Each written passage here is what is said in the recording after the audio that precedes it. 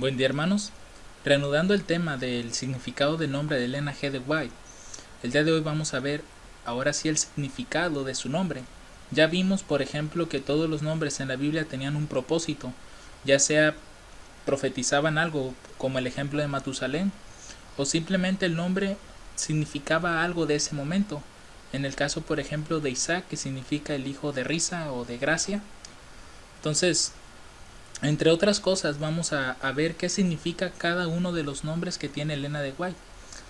Entonces, para ello vamos a hacer una breve oración. Vamos a orar. Padre Celestial, gracias te damos en esta hora porque nos das la oportunidad de abrir tu palabra. Gracias por todas las bondades, misericordias y bendiciones que has derramado en nosotros en este día. Pedimos de tu dirección al momento de abrir tu palabra, que tú estés con nosotros, nos instruyas, nos guíes, nos santifiques y nos fortalezcas.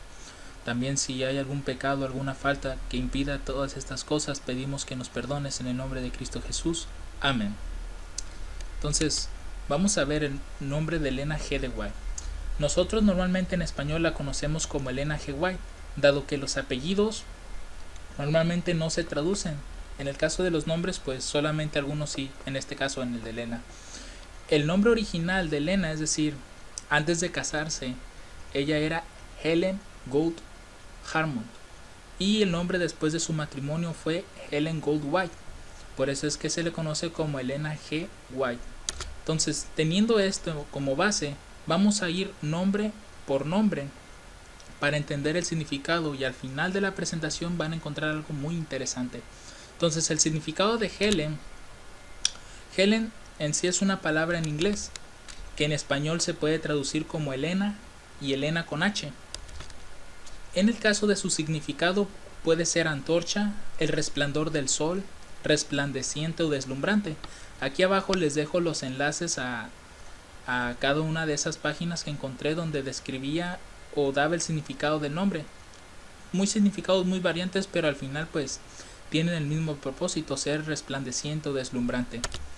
Entonces, este es el significado de Helen o Elena.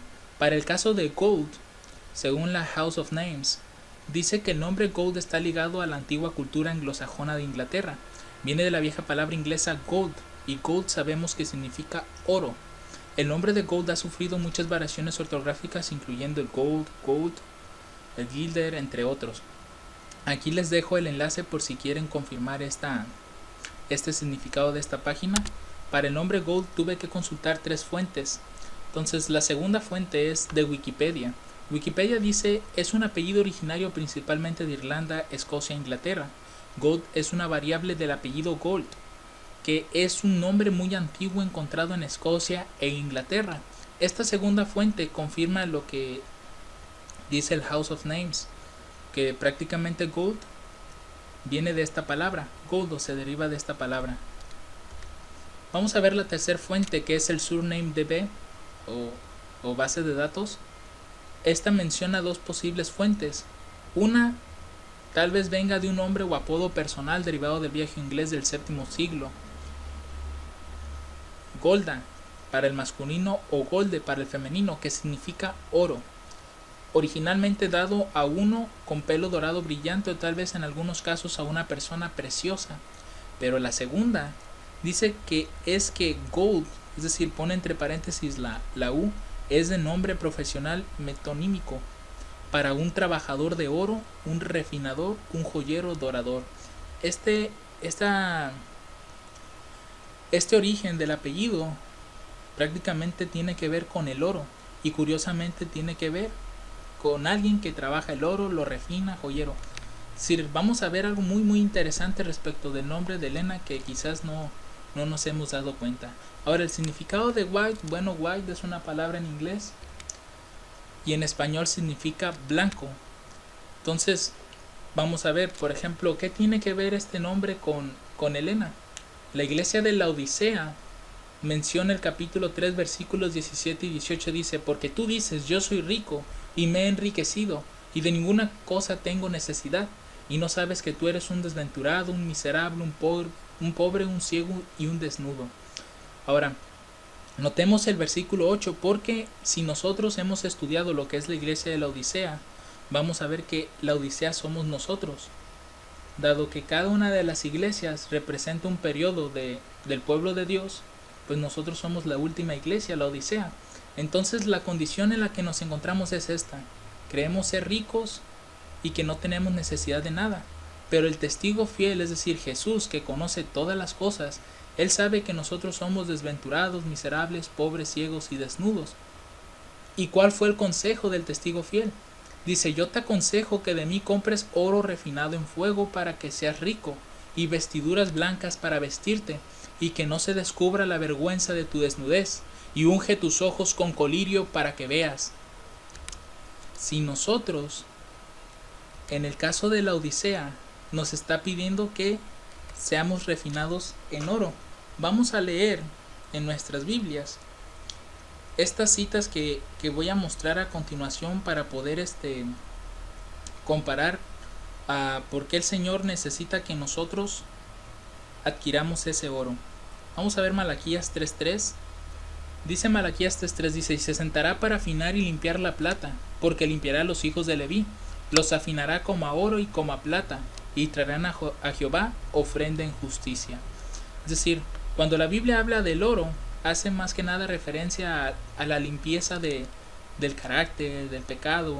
Entonces, Malaquías 3.3 nos dice que Dios va a actuar como, en este caso, una persona que va a refinar el oro y la plata. Para las vestiduras blancas, nosotros tenemos las siguientes citas para conocer a qué se refieren las vestiduras blancas. Apocalipsis 3.5 menciona: el que venciere será vestido de vestiduras blancas y no borraré su nombre del libro de la vida. ¿Qué simbolizan las vestiduras blancas en la Biblia? Apocalipsis 19, versículo 8 dice: y a ella se le ha concedido que se vista de lino fino, limpio y resplandeciente, porque el lino fino es las acciones justas de los santos. Es decir, el Señor quiere que nos revistamos de su justicia con las vestiduras blancas. Y en el caso del colirio, aquí vamos a encontrar algo muy interesante que al final vamos a retomar con el nombre de Elena. En el libro de Hechos, capítulo 9, versículos del 1 al 6, dice: Saulo, respirando una amenaza sin muerte contra los discípulos del Señor, vino al sumo sacerdote y le pidió cartas para las sinagogas de Damasco, a fin de que si hallase algunos hombres o mujeres de este camino, los trajese presos a Jerusalén. Mas yendo por el camino, aconteció que al llegar cerca de Damasco, repentinamente le rodeó un resplandor de luz del cielo, y cayendo en tierra, oyó una voz que le decía: Saulo, Saulo, ¿por qué me persigues? Él dijo: ¿quién eres, Señor? Y le dijo: yo soy Jesús, a quien tú persigues. Dura cosa te es dar coces contra el aguijón. Él, temblando y temeroso, dijo: Señor, ¿qué quieres que yo haga? Y el Señor le dijo: levántate y entra en la ciudad, y se te dirá lo que debes de hacer. En esta parte de la escritura nosotros encontramos a un Saulo que tenía deseos de atrapar a los que seguían a Jesús, pero repentinamente, cuando iba de camino por Damasco, nuestro Señor Jesucristo se le aparece en forma de un resplandor, tanto que en los siguientes versículos nos cuenta que Saulo perdió la vista. Entonces los versículos 17 y 18 dice que fue entonces Ananías y entró en la casa, y poniendo sobre él las manos dijo: hermano Saulo, el Señor Jesús, que se te apareció en el camino por donde venías, me ha enviado para que recibas la vista y seas lleno del Espíritu Santo. Y al momento le cayeron de los ojos como escamas, y recibió al instante la vista, y levantándose fue bautizado. Este es un ejemplo de lo que hace el colirio en el corazón de los hombres. Es decir, de forma física, Saulo experimentó la ceguera. Entonces, cuando se le explicó el camino de Dios mejor, y cuando aceptó a Cristo, sus ojos fueron abiertos. Este es un ejemplo muy claro del colirio. Ahora, cuando Jesús se aparece, noten lo que dice Apocalipsis 1.16. Las apariciones de Jesús por el resplandor que menciona el libro de Hechos. Noten Apocalipsis 1.16, dice: tenía en su diestra 7 estrellas, de su boca salió una espada aguda de 2 filos, y su rostro era como el sol cuando resplandece en su fuerza. Entonces, si nosotros hemos puesto atención al sol, ni siquiera a veces lo podemos ni mirar. Entonces imagínense la intensa luz que ha de resplandecer de la gloria de Jesús al aparecerse a Pablo. Entonces, todos estos simbolismos o todos estos ejemplos, vamos a ver ahora sí ¿qué significa el oro, las vestiduras blancas y el colirio? Dice Joyas de los Testimonios, tomo 1, la Iglesia de la Odisea, página 329, dice: sentirán la necesidad de comprar oro, que es la fe y el amor puro, ropa blanca, que es el carácter inmaculado, purificado en la sangre de su amado Redentor, y colirio, que es la gracia de Dios, y que les dará un claro discernimiento de las cosas espirituales para descubrir el pecado. Estas cosas son más preciosas que el oro de Ofir. Entonces, ¿qué tiene que ver todo esto con la hermana Elena G. de White? Simple.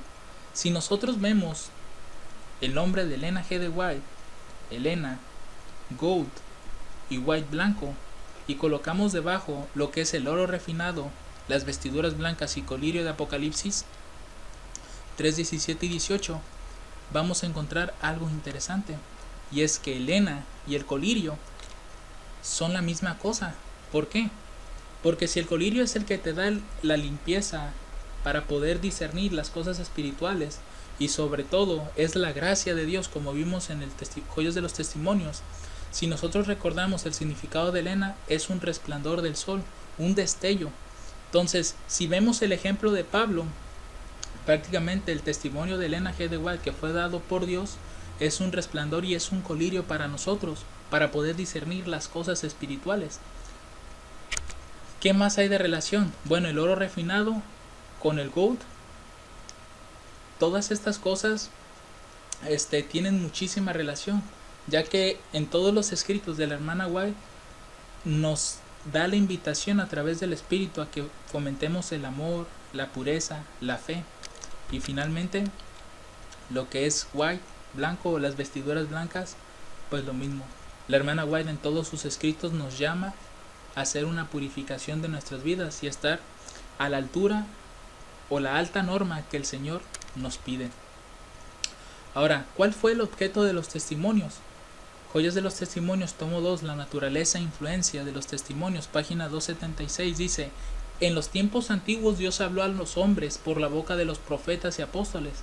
En estos días les habla por los testimonios de su Espíritu. Nunca hubo un tiempo en que Dios instruyera a su pueblo más fervientemente de lo que lo instruye ahora acerca de su voluntad y de la conducta que quiere que se siga. El Señor ha visto propio darme una visión de las necesidades y los errores de su pueblo. Por doloroso que me haya sido, he presentado fielmente a los ofensores sus faltas y los medios de remediarlas. Así ha pronunciado el Espíritu de Dios amonestaciones y juicio, aunque sin retener la dulce promesa de misericordia. Entonces los testimonios, hermanos, fueron dados para nosotros, para su pueblo. Como menciona Deuteronomio, las cosas reveladas son para nosotros y para nuestros hijos. Y en este caso los testimonios Dios los dio para poder dirigir a su pueblo, para que si andaba por el mal camino pudiera volver al bueno. Entonces, ¿qué otra cosa encontramos o qué es lo que hace Satanás con los testimonios? Esto es algo interesante, dice: en muchos casos se reciben plenamente los testimonios, se rechaza el pecado y la complacencia, e inmediatamente se inicia una reforma en armonía con la luz que Dios ha dado. En otros casos se siguen las complacencias pecaminosas, se rechazan los testimonios y se dan a otros excusas falsas acerca de la razón que se tiene para negarse a recibirlos. No se da la verdadera razón, y es una falta de valor moral y de una voluntad fortalecida y regida por el Espíritu de Dios para renunciar a los hábitos nocivos. Esto lo dice Consejos para la Iglesia, los testimonios para la Iglesia, es el título del capítulo 14, página 166. Lo que nos está mostrando es que Satanás, hermanos, mete dudas o pone dudas entre nosotros de dudar o de negar los testimonios de la sierva del Señor, cuando son completamente inspirados por Dios. Entonces menciona aquí que si nosotros hacemos caso a los testimonios, pues el Señor es fiel y misericordioso para perdonar las faltas y seguir guiándonos. Pero en muchos casos a veces se decide rechazar el testimonio fiel. Ahora, ¿qué se hace con los testimonios? Dice: si el pueblo que profesa ser ahora el tesoro peculiar de Dios obedeciese sus requerimientos según se especifican en su palabra, no habrían sido dados testimonios especiales para despertarlos acerca de su deber y hacerles sentir su estado pecaminoso y el terrible peligro que corren a no obedecer la palabra de Dios. Las conciencias han sido embotadas porque la luz ha sido puesta a un lado, descuidada y despreciada. Joyas de los Testimonios, tomo 2, Naturaleza e influencia de los testimonios, página 288. Es interesante, hermanos, y muy importante, que no nos apartemos de la luz que el Señor nos ha otorgado. La sierva del Señor dice que conforme vayamos investigando más y más, incluso la misma palabra de Dios, va a haber nueva luz que se nos va a otorgar. Va a haber nuevo conocimiento, nuevo entendimiento de las cosas, pero hay que pedir con fe. La palabra de Dios no es limitada en el conocimiento o en la luz, sino que es como Él mismo, es eterna y es amplia, infinita. Entonces, los testimonios fueron dados por una razón, porque no se ha obedecido a los requerimientos de Dios. Entonces Dios tuvo a bien el darnos testimonios para poder despertarnos de la situación en la que nos encontramos.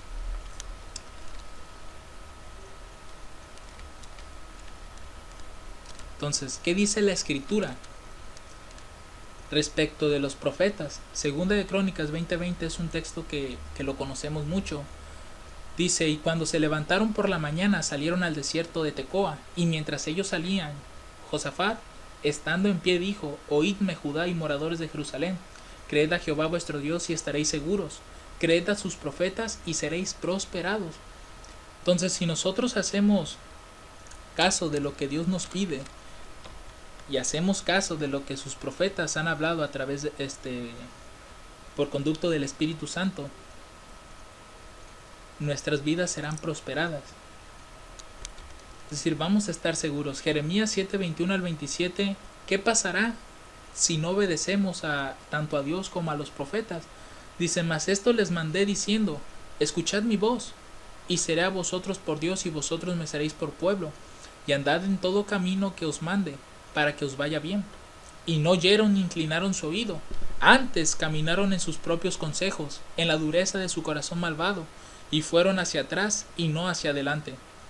Desde el día que vuestros padres salieron de la tierra de Egipto hasta hoy, y os envié todos los profetas, mis siervos, enviándolos desde temprano y sin cesar, pero no me oyeron ni inclinaron su oído, sino que endurecieron su cerviz e hicieron peor que sus padres. Tú pues les dirás todas estas palabras, pero no te oirán, los llamarás y no te responderán. Si el pueblo de Israel, hermanos, fue muy sordo a los requerimientos de Dios, una tras otra vez Dios les enviaba profetas desde temprano, ¿qué ocurrirá con nosotros si no escuchamos no solamente su palabra, sino también los testimonios dados a través de su siervo? Es de ponernos a pensar en estas cosas. Jeremías 25 del 1 al 7 dice: palabra que vino a Jeremías acerca de todo el pueblo de Judá en el año cuarto de Joacín, hijo de Josías, rey de Judá, el cual era el año primero de Nabucodonosor, rey de Babilonia, la cual habló el profeta Jeremías a todo el pueblo de Judá y a todos los moradores de Jerusalén, diciendo: desde el año 13 de Josías, hijo de Amón, rey de Judá, hasta este día, que son 23 años, ha venido a mí palabra de Jehová, y he hablado desde temprano y sin cesar, pero no oísteis. Y envió Jehová a vosotros todos sus siervos los profetas, enviándoles desde temprano y sin cesar, pero no oísteis, ni inclinasteis vuestro oído para escuchar, cuando decían: volveos ahora de vuestro mal camino y de la maldad de vuestras obras, y moraréis en la tierra que os dio Jehová a vosotros y a vuestros padres para siempre, y no vayáis en pos de dioses ajenos, sirviéndoles, adorándoles, ni me provoquéis a ira con la obra de vuestras manos, y no os haré mal. Pero no me habéis oído, dice Jehová, para provocarme a ira con la obra de vuestras manos, para mal vuestro. Estos son claros ejemplos, hermanos. Menciona Romanos 15:4, las cosas que se escribieron antes para nuestra enseñanza se escribieron. Entonces, si todo lo que pasó en aquel tiempo son reflejos de lo que ocurrirá en nuestros días, también nos puede ocurrir esto que le pasó a Judá y a Israel. Es decir, que sobrevenga sobre nosotros el mal después de tantas amonestaciones, tantos llamamientos que el Señor nos hace. Debemos de atender, hermanos, la voz de Dios, porque nos puede ocurrir como a Faraón. Una tras otra vez Dios mostraba sus maravillas y Faraón se iba endureciendo más y más y más, hasta que en un momento la gracia se cerró. Vamos a ver otro texto, segunda de Crónicas 36:15 al 17. menciona: y Jehová, el Dios de sus padres, envió constantemente palabra a ellos por medio de sus mensajeros, porque él tenía misericordia de su pueblo y de su habitación. Mas ellos hacían escarnio de los mensajeros de Dios y menospreciaban sus palabras, burlándose de sus profetas, hasta que subió la ira de Jehová contra su pueblo y no hubo ya remedio. Por lo cual trajo contra ellos al rey de los caldeos, que mató a espada a sus jóvenes en la casa de su santuario, sin perdonar joven ni doncella, anciano ni decrépito. Todos los entregó en sus manos. Estos son claros ejemplos, hermanos, de lo que ocurre si nosotros despreciamos tanto su palabra como el espíritu de profecía. A veces, hermanos, sin querer hacemos mofa o hacemos burla de los escritos, pensando que no tienen validez en nuestros días, pero esto no es así. Hay testimonios, o todos los testimonios, mejor dicho, a pesar de que pasaron en el pasado, todas estas cosas a veces ocurren entre nosotros. Los testimonios que fueron dados para un hermano de aquella época a veces son las mismas cosas que están sucediendo en nuestros días. Por eso es importante que estemos tanto estudiando la Biblia como los testimonios juntos, para poder así tener un claro entendimiento de lo que Dios quiere de nosotros. Jeremías 2:13: todas estas cosas o todo este mal le vino a Israel y a Judá, porque dos males ha hecho mi pueblo. Me dejaron a mí, fuente de agua viva, y cavaron para sí cisternas rotas que no retienen agua. Hermanos, es una invitación que les hago a que meditemos en este tema y el significado del nombre de Elena de White. Si nosotros ponemos especial atención y vemos la relación que hay con su nombre, con lo que el Señor nos aconseja que compremos, el oro, las vestiduras blancas y el colirio, prácticamente es lo mismo. Entonces, los testimonios de la sierva del Señor junto con su palabra es lo que necesita el pueblo de Dios en este tiempo para poder ser santificado y limpiado de sus pecados. Yo les invito, hermanos, a que meditemos en esto y meditemos sobre nuestros caminos, cómo nos encontramos, cómo estamos con Dios, cómo está nuestra condición. Siempre hay que hacernos esta pregunta diariamente: ¿estoy bien con Dios? ¿Ya perfeccioné mi carácter? No esperemos, hermanos, a que se den las leyes dominicales para poder hacer un cambio, una reforma en nuestras vidas. Hay que comenzar hoy. El Señor se encargará del hoy y del mañana y hasta el día de su venida. Pero hay que preocuparnos el día de hoy por estar a cuentas con nuestro Dios. Que el Señor les bendiga en gran manera en este día. Amén.